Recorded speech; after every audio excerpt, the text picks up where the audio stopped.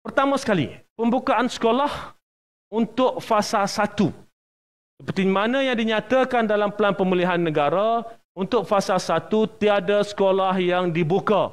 Maka semua murid untuk negeri-negeri dalam fasa 1, sama ada mereka di sekolah rendah atau mereka di sekolah menengah, mereka akan terus melaksanakan PDPR.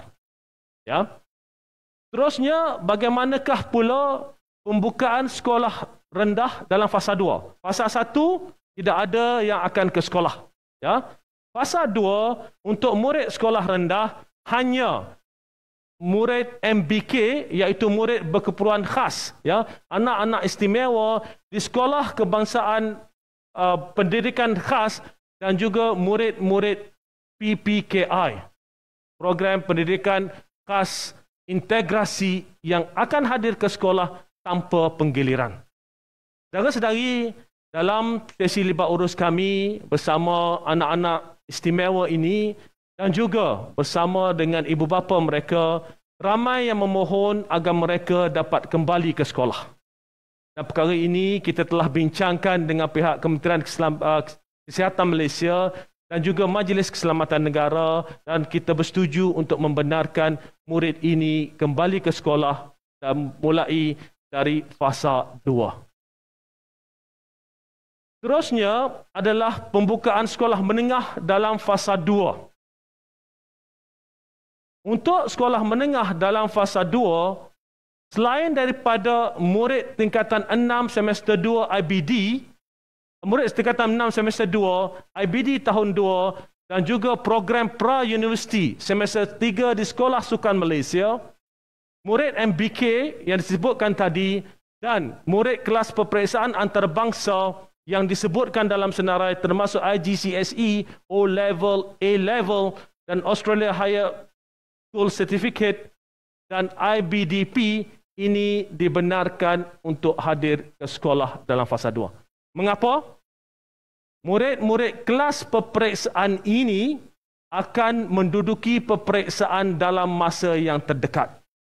Maka untuk mengurangkan tekanan kepada anak-anak ini yang bakal menduduki peperiksaan, kita benarkan mereka kembali ke sekolah dalam konteks ini tanpa penggiliran.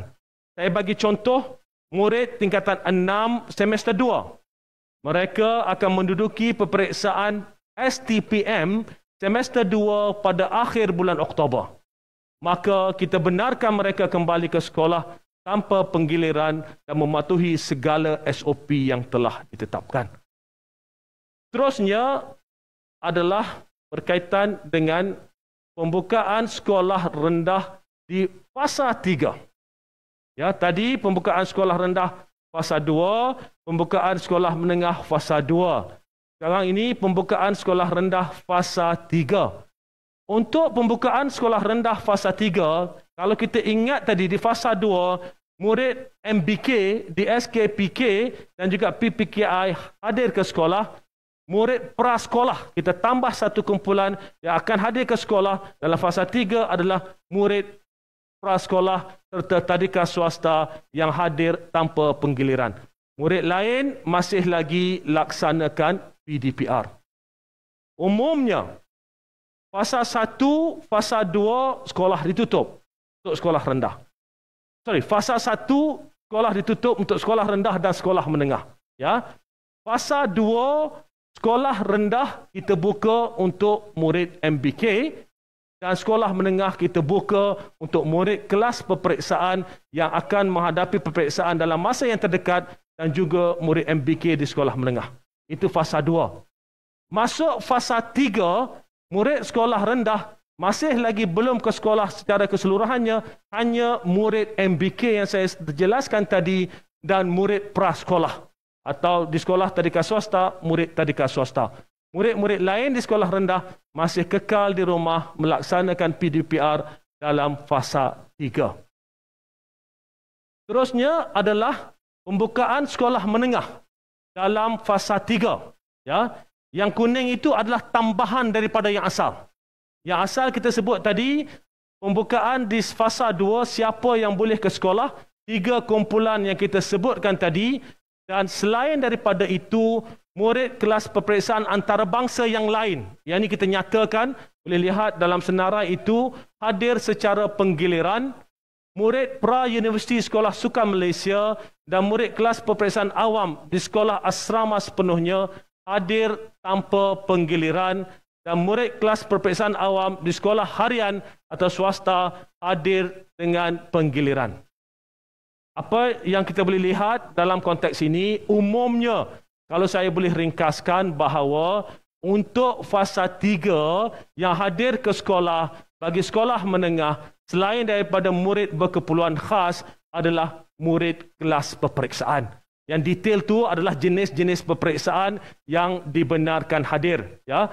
Jadi, murid kelas peperiksaan awam, kalau mereka ini adalah murid asrama, maka mereka tak digilirkan. Maknanya, kalau tingkatan 5 masuk ke asrama, kita tak gilir minggu ni datang, minggu depan balik, tak ada.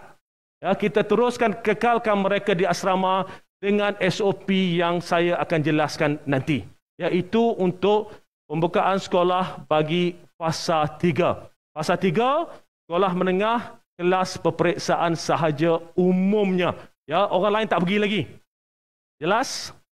Seterusnya, pembukaan sekolah rendah dalam fasa 4. Okey, kalau kita lihat pelan pemulihan negara, fasa 4 adalah fasa apabila semua sektor dibuka. Namun, dalam konteks kami, sekolah-sekolah akan dibuka dalam fasa keempat ini masih secara berperingkat. Buka secara berperingkat. Jadi kalau kita lihat dalam fasa 4, murid-murid lain untuk fasa 4 pembukaan sekolah rendah, murid MBK masih hadir seperti biasa tadi kita sebut. Murid prasekolah hadir, yang ingat fasa 3 prasekolah hadir, MBK hadir. Untuk tempoh 3 Oktober hingga 17 Oktober. Ingat kita buka sekolah 3 Oktober ya. Tempoh 2 minggu pertama ini, murid lain di sekolah rendah masih belum hadir ke sekolah. Mereka masih laksanakan PDPR. Okey. Terusnya kena tengok tarikh ya. Ini 17 Oktober hingga 31 Oktober. Right? Tadi 3 Oktober hingga 17. Murid sekolah rendah, dia tak pergi lagi. Yang pergi hanya murid berkeperluan khas dan juga murid prasekolah. Right? Masuk 17 Oktober, maka murid tahap 1, iaitu murid tahun 1, tahun 2 dan tahun 3 akan datang ke sekolah secara penggiliran. Bermula daripada 17 Oktober. Right? Murid tahap 2 iaitu murid tahun 3, tahun 4 dan tahun 4, tahun 5 dan tahun 6 akan masih laksanakan PDPR. Kemudian ini 17 Oktober hingga 31 Oktober. Kemudian 2 minggu berikutnya maka murid tahap 2 iaitu tahun 4, 5 dan 6 akan mula hadir ke sekolah secara penggiliran. Boleh faham ya? Umumnya negeri fasa 3 sekolah rendah kita bagi murid negeri fasa 4 sekolah rendah, murid MBK akan datang ke sekolah terlebih dahulu dengan murid prasekolah. Kemudian untuk tempoh 2 minggu bermula 3 hingga 17 hari bulan, lepas 17 murid tahap 1 iaitu murid tahun 1, 2 dan 3 akan hadir. Daripada 17 hingga 31, kemudian daripada 31 murid tahap 2 iaitu tahun 4, 5 dan 6 akan hadir ke sekolah. Umumnya bermula 31 Oktober semua murid sekolah rendah di negeri fasa 4 akan hadir ke sekolah namun dengan penggiliran. Ya. So ini seperti mana saya sebut tadi merupakan satu proses langkah demi langkah untuk memastikan proses pembukaan sekolah ini berjalan dengan baik, berjalan dengan lancar dan keselamatan anak-anak kita sentiasa diberi keutamaan. Jadi, untuk murid sekolah rendah, kalau kita boleh ringkaskan, buat rumusan apakah konteks kehadiran murid sekolah rendah di negeri fasa keempat, inilah kaedahnya. Sama sekali saya sebut tadi, 2 minggu pertama daripada 3 Oktober hingga 17, murid berkeperluan khas dan juga murid sekolah prasekolah, murid lain PDPR. Daripada selepas itu 17 Oktober untuk tempoh 2 minggu, murid tahap 1 kita masukkan, iaitu tahun 1, 2 dan 3. Selepas itu, bermula daripada 31 Oktober ke hadapan, kita akan masukkan murid tahap 2, maka sekolah akan berjalan di mana semua murid secara umumnya hadir tetapi melalui kaedah penggiliran. Saya harap ini jelas untuk saudara-saudari fahami. Kemudian, ceritanya untuk sekolah menengah. Ini kalau nak lihat amat terperinci, ya. Sekolah menengah tadi fasa keempat, kita jelaskan siapa yang hadir untuk fasa ketiga tadi. Yang dah hadir fasa ketiga ni, dia hadirlah dalam fasa keempat. Ya? Dan dalam fasa keempat ini akan ada pertambahan seperti mana kita buat di dalam konteks sekolah rendah tadi. Oleh yang demikian, jika kita lihat, ya, pertama sekali jika kita lihat 3 Oktober hingga 17 Oktober, dalam konteks ini kehadirannya adalah sama seperti kehadiran dalam fasa 3. Right? Maknanya, kalau negeri itu berada pada fasa 3 ke, dia berada pada fasa 4 ke, kehadirannya adalah sama untuk tempoh 2 minggu ini sebelum kita bawa masuk murid-murid lain ke sekolah. Kita lihat dalam konteks ini, bermula daripada 17 Oktober, maka akan masuk murid kelas peperiksaan awam tingkatan 3 dan 4 di sekolah asrama sepenuhnya. Dan mereka ini hadir tanpa penggiliran. Kita dah nyatakan apakah yang dimaksudkan dengan sekolah asrama sepenuhnya. Ya? Jadi fasa 3 umumnya kelas peperiksaan saja masuk. Fasa 4 kita mula membawa masuk lepas 2 minggu, bermula daripada 3 hingga 17. Lepas 17 kita mula bawa masuk tingkatan 3 dan tingkatan 4.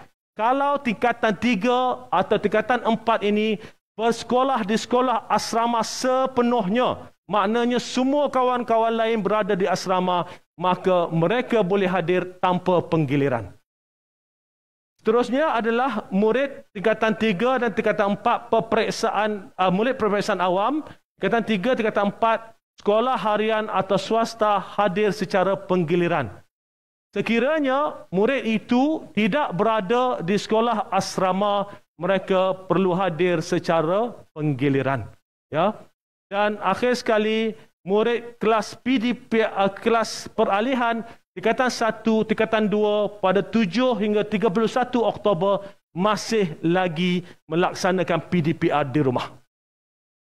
Right? Kita buka 3 hari bulan di fasa keempat hingga 17 murid kelas peperiksaan, kemudian 17 sampai 31 kita tambah tingkatan 3 dan tingkatan 4, yang lain masih lagi di rumah, dan seterusnya kita bawa masuk yang selebihnya ke sekolah bermula pada 31 Oktober. Jadi inilah kaedahnya. Maknanya murid tingkatan 1 dan tingkatan 2 akan mula masuk mulai 31 Oktober sehinggalah akhir tahun ini ataupun pada 10 Disember 2021.